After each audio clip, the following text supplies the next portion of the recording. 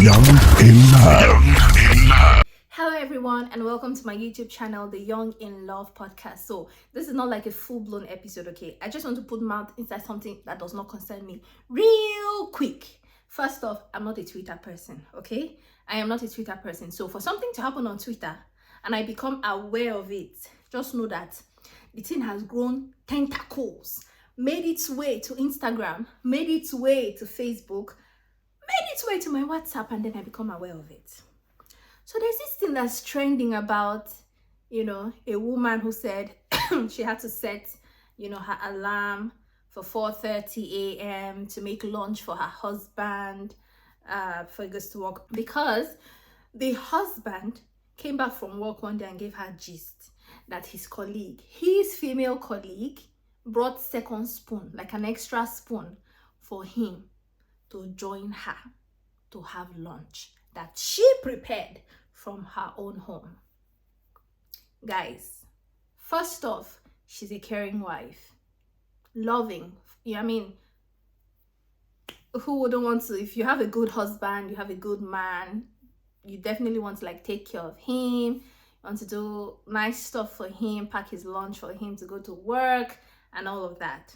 However, this was not the case, because prior to being informed that another lady in the office is bringing spoon for your husband to eat, you weren't packing his lunch, or you weren't waking up that early, 4:30 a.m. to pack his lunch.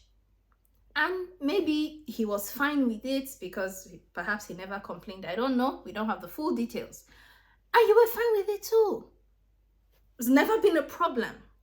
Then suddenly, somebody is bringing spoon for your husband to eat at work, and then it becomes a problem. What are you afraid of? You're afraid that through that route, his colleague will become office wife, and who knows, become the mistress or side chick or whatever it is. And I'm not making things up. I read some of her responses to other people's responses. This is one of the things, right? Before he would. And I put this comment out there that whether you decide to cook for your husband, whether you do not want to cook for him, it's totally fine. This is your life, your marriage, you and your husband. It's you people's thing. Don't let anybody pressure you. Say, why are you cooking for your husband? Can he not cook? Cooking should be a survival skill. Don't let anybody do that. If you want to cook for your man, by all means cook for him. And if you don't want to cook for him, by all means do not cook for him. Do not allow others out there pressure you and say, why won't you be cooking for your husband? You don't know that food is the fastest way to a man's heart. Don't worry, another woman out there will cook for him. Do what works for you, right? Maybe there are men that don't mind whether their wife cooks or she doesn't cook, or they don't mind. So just do what works for you. But you see, my own inside this wahala now is that this is not something that appeared to have been a problem before that day that this man gisted the wife that another lady brought spoon for me. It did not appear to be a problem until that day. So if you're cooking for your husband and you're cooking from a place of love, or perhaps duty, whatever it is, gender role, responsibility, anyone you want to call it, it's fine. But the motive now behind doing this, only after you heard that another woman brought spoon for your husband to eat, the motive behind doing it is fear.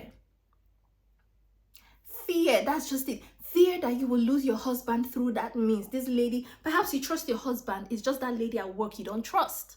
Whatever the case, it's still fear. You're now waking up at 4:30 a.m. to pack lunch for your husband out of fear. And that's not good. It's not a good sign at all, right? That you're doing this from a place of fear, you're going to lose the man. And one thing I always do when people start this whole gender war, cook for him, don't cook for him, this and that, is I always flip things around. So I flip the table around, and I know that some people have made some analogies, and others on Twitter are saying, well, this is a really bad analogy. I'm going to put the tweet up here, right? I will put the response. First thing when I flip the table around is this. I look for the equivalent, because when it comes to women, we say, I mean, those who believe in gender roles, when it comes to women, you have to nurture your family, cook for your family, take care of the home and kids, and blah, blah, blah, blah, blah. What is that equivalent for the men? The equivalent is to provide. You're going to be the provider as a man. Go out, work, bring in the money so that the home can keep running, right? So in this case, on that study, it is the gender role equivalent for women we're talking about, right? Cooking. Now, how many men, especially those men that are, praising this woman, sending her money for cooking for her husband, for packing lunch for her husband, how many men will maintain that same energy if the table was flipped? So that is to say, it's never been a problem, right? And suddenly your wife wants something, and to get that thing, you need money, of course, to purchase it, and you're not making any moves to maybe save towards getting your wife that thing that she wants, or just whatever it is. And then your wife goes to work and is having a conversation, and this her male colleague is like, oh sure, I'll get it for you, or maybe even gets it for her. And she comes home and she's like, he got it for me, this guy got it for me, my colleague, and no. And then maybe the man will now say, well, let me start saving so that perhaps the next time my wife wants something, I'll be able to get it for her. Or let me even go and borrow so that I'll get this thing for my wife before another man in her office will take overhand, before she'll start cheating on me and stuff like that. How many men will maintain the same energy that they have now if the table was flipped in this manner? How many men?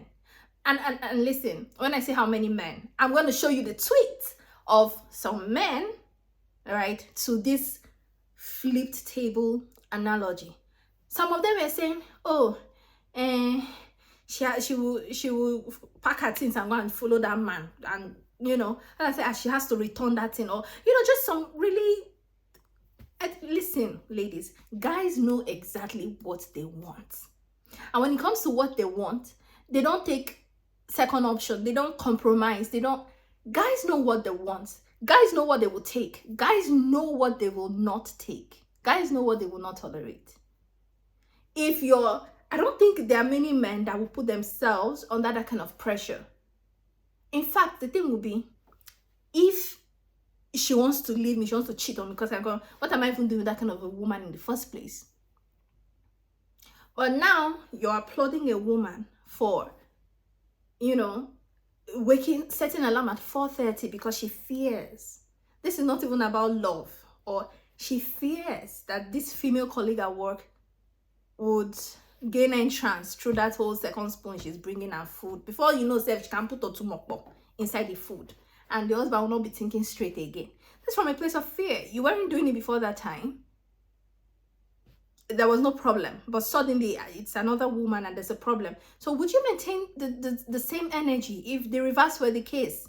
If a woman suggests in the slightest way, or if maybe innocently, she's not even suggesting, she's just innocently saying that this guy gave me money at work, and her husband doesn't give her money like that and stuff. Would you maintain the same energy? Would you, listen, do what you want from a place of love.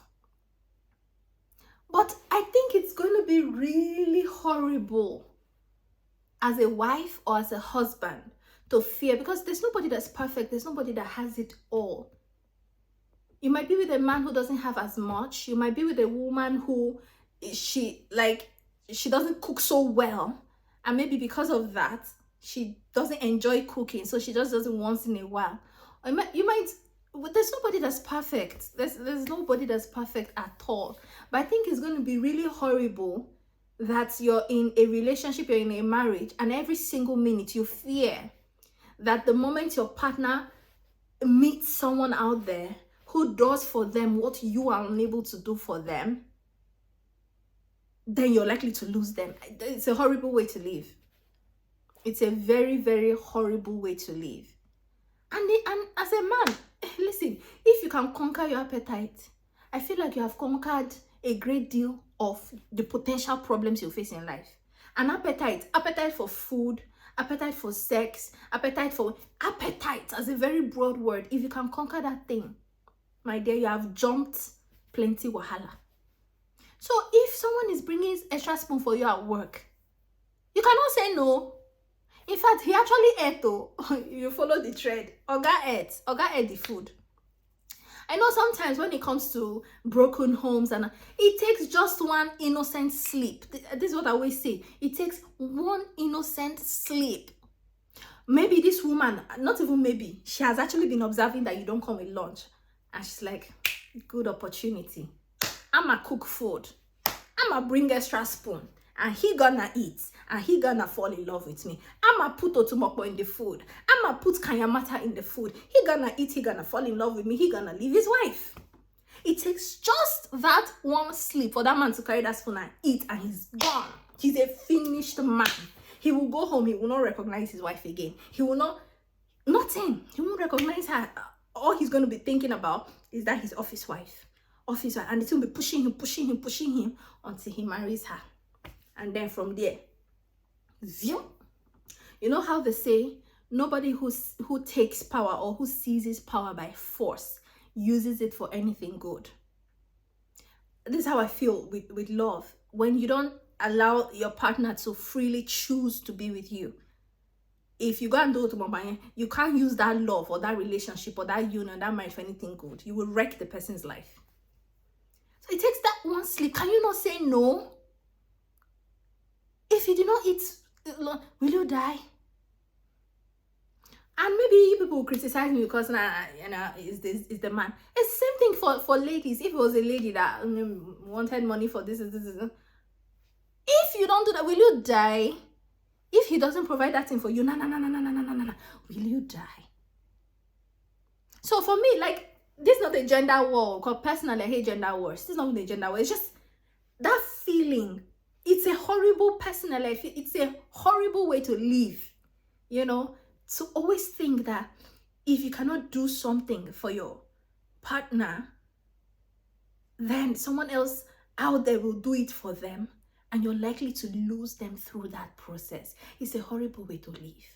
Madam, cook for your husband and everything, but that fear, let go of it. Just do it from a place of love. Let not be that, the day my husband told me that his female colleague brought spoon, that was when I set my alarm for 4. That was when you set your alarm for 4:30. So you didn't know you would do it before that time. You did not, you're scared of losing him. This is not even about you're a dutiful wife or that you're a responsible wife. I'm not saying you're irresponsible or anything, but it's not about duty. It's not about love. This is about fear. You're scared that you will lose him. Then that's it. And this is my point, actually, that it's a horrible way to live, both for a man and for a woman, for a wife, for a husband. It's a horrible way to live that you will lose your spouse if you don't give her money, your wife if you don't give her money and her male colleague gives her, or you don't cook for your husband and then his female. It's a very horrible. I mean, we're adults. Control yourself, your appetite, your desire for money, and we can all do better. This is my 2 seconds rant, and I hope that whether you decide to cook for your husband, or you want to cook for your you don't want to cook for your husband, or you want to cook for your boyfriend, or you want to, whatever you do for your wife, for your husband, do it from a place of love, not from a place of fear. So until the next time we meet, bye and be good.